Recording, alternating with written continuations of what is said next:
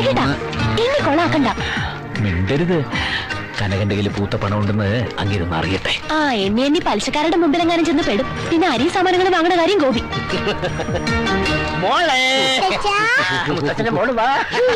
എന്തൊരു ചൂട്. അവിടുന്ന് തരുന്ന പഴയ സാധനങ്ങളൊക്കെ കഴിച്ച് വയറ് കേടാക്കണ്ട. നമ്മൾ ഐസ്ക്രീമും ചിക്കനും തിന്നാൻ പോകുന്നല്ലേ. ഐസ്ക്രീമും ചിക്കനും എന്ത് കോമ്പിനേഷൻ ആണാ പോത്തെ? കള്ളം പറഞ്ഞാൽ യോജിപ്പോടെ പറയണ്ടേ? ഭാരതി കുട്ടിയെ വിളിച്ചോണ്ട് വരുന്നുണ്ടോ? അതെ, കുഞ്ഞിനെ വെറുതെ വിഷമിപ്പിക്കണ്ട. അവളുടെ മുത്തശ്ശനല്ലേ. അത് ന്യായം. ഓ അത് ശരി. ഇപ്പൊ വാദി പ്രതിയായോ?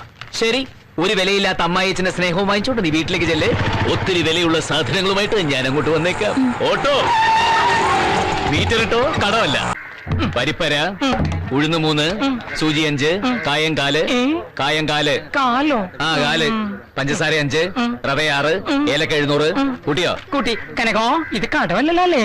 അല്ലെന്നേ. എന്നാ ബാക്കി പോരട്ടെ. ചുവന്നുള്ളി 2, വെളുത്തുള്ളി 1/2, ശർക്കര 5, കടുക് 3 കിലോ. 3 കിലോ കടുകോ? ആ ആയുഷ്കാല പർച്ചേസാ. തൂര 3, വെല്ലൻ 2, ഹോർലിക്സ് 3, പിയേഴ്സ് 5. അല്ല, പിയേഴ്സ് ഒരു 10 എണ്ണം പോരട്ടെ. കനക കടം പറയൂട്ടോ. കൊറേ നേരായില്ലോ തുടങ്ങിയിട്ട്. ഇനിയും മിണ്ടിയ ഇത് കണ്ടോ, തിരികെ കേട്ടി ഞാൻ.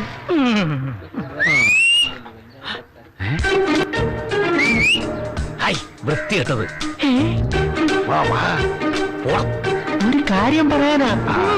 അയ്യേ, ഇത് മറ്റേതാ. തളാങ്കു തിരികരുതോ. എടോ താൻ കൊറേ നേരം തുടങ്ങിയിട്ട് എന്താ വിളിച്ചെന്നെ? അയ്യോ എന്റെ പൊന്നു പ്രഭാകരേട്ടാ, നിങ്ങളെ പറഞ്ഞതല്ല. ഓ അവരെ പോയോ? സോറി ട്ടോ, ടൈം പിടിക്കാം.